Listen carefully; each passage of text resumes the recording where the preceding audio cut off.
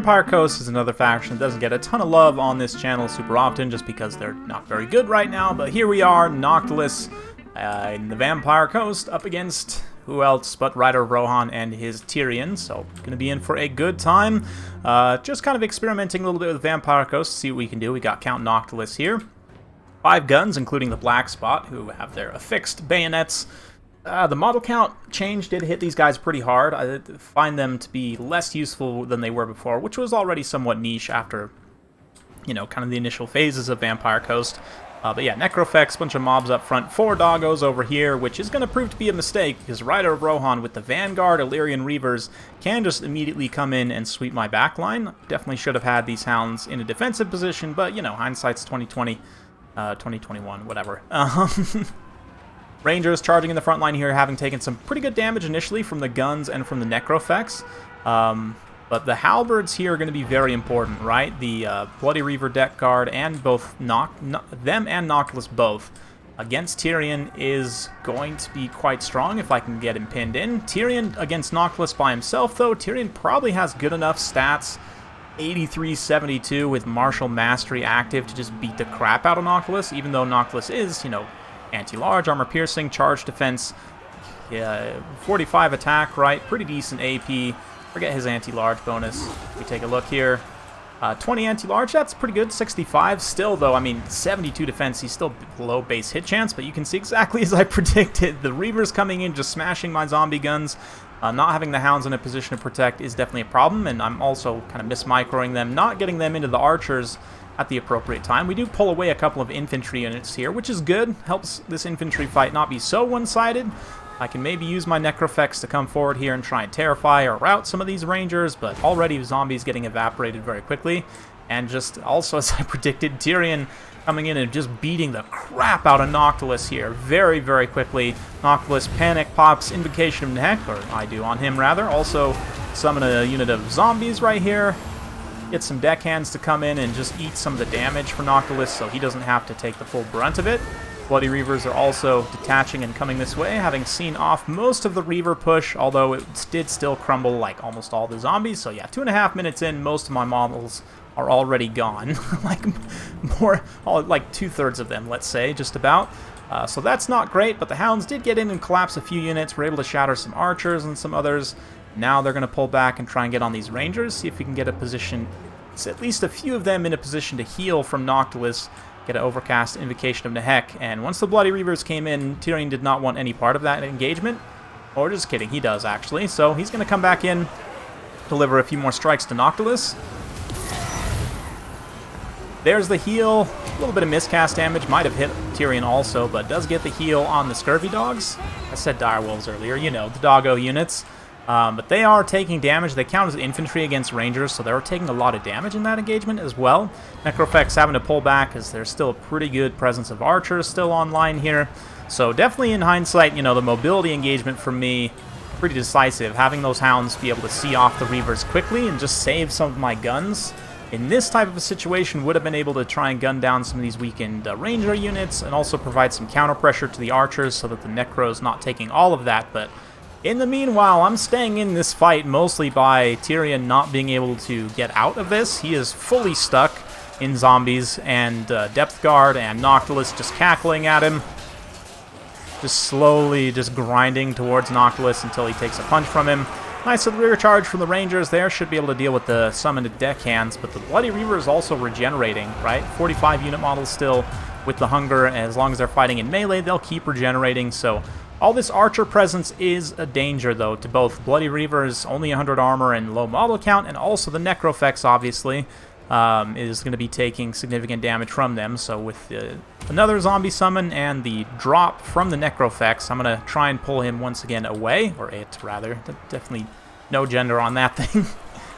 Anyway, Tyrion, though, just gets straight up shattered here by the Bloody Reavers and by NOCTILUS, kind of making their stand on the hill.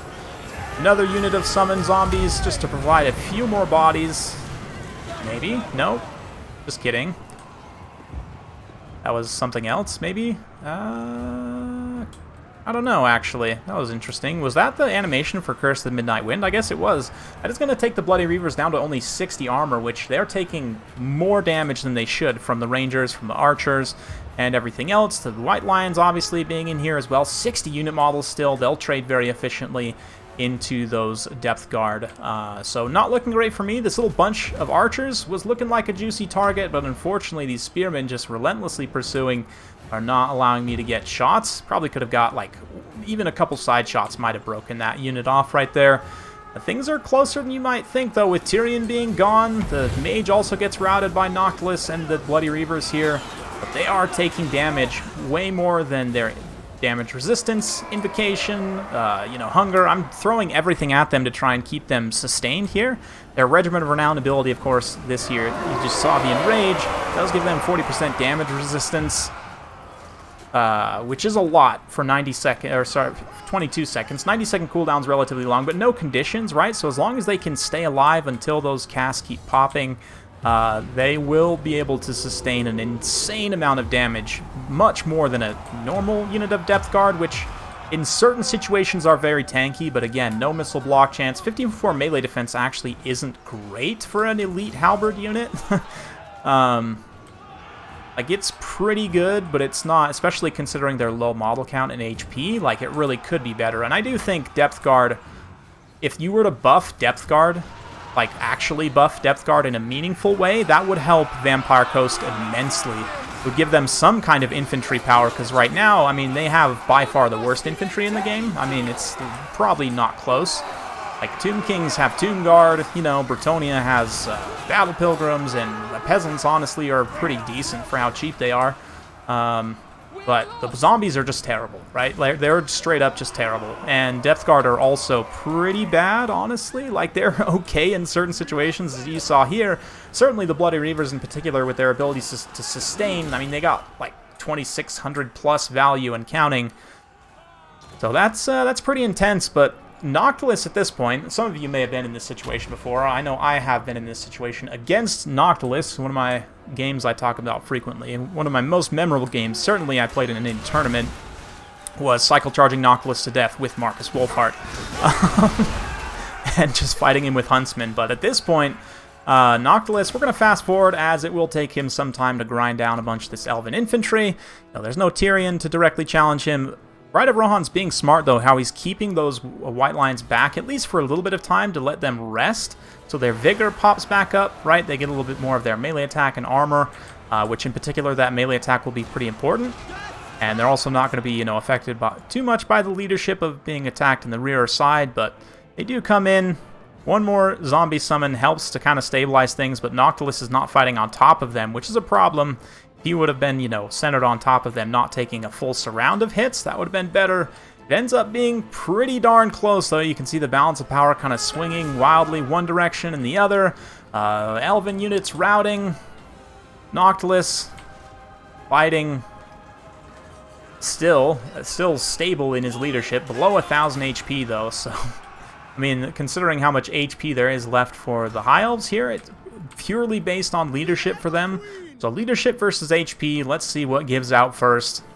Still some more fast forwarding. And there you go. Barely Noctilus dies to crumbling. Wow, I did not expect it to be that close in the late game, honestly. And the final stand of Noctilus and the Bloody Reavers there was quite impressive to me, honestly.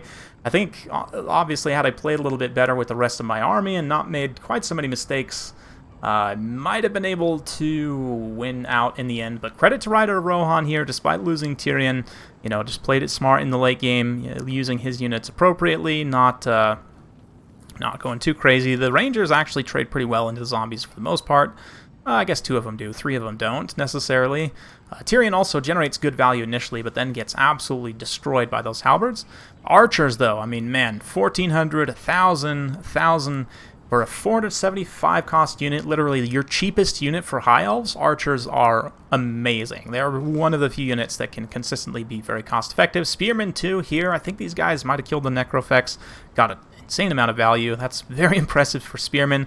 Reavers also, despite the fact they weren't fighting for very long, they took a lot of damage. They still crumbled a lot of zombie guns, which is great. You can see none of my zombie guns really paid for themselves. None of my deckhands really either, which you don't expect them to. Zombie guns you definitely would want to get some damage out of. Scurvy dogs, again, not quite what I would have wanted. And the Nooker effects, really, I mean, almost that entire game for me was carried by these 2 tank halberd units, which maybe says something about them, certainly. But great game to ride of Rohan. Hopefully you guys enjoyed watching that one. If you did, be sure to like, subscribe, share it with a friend. Yeah, all that stuff helps so much. Thank you very much for watching, and we'll see you next time.